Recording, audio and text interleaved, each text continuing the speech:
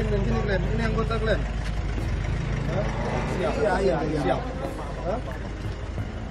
Tujuannya apa? Enggak mau meramaikan bulan suci Ramadan aja. Iya, orang di sini terganggu kok. Orang sini terganggu. Kalian lewat pakai baju seragamnya nanti ketemu berantem lagi. Iya, Pak. Pakai helm enggak ada, geber-geber, pengguna jalan enggak ada temukan, masjid enggak kalian hargai di sini. Biasa anak-anak muda kita itu dari salah satu OKP.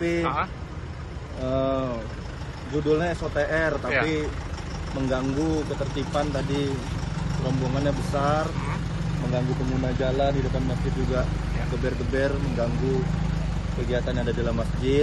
Nah ini kita minta tadi harus tertib lah, apalagi di hari yang hampir bersamaan.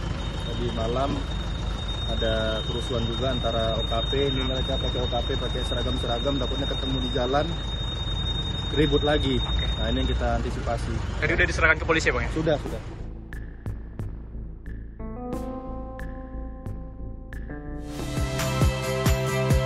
Saya Friska Clarissa. Saksikan program-program Kompas TV melalui siaran digital, pay TV, dan media streaming lainnya. Kompas TV, independen, terpercaya.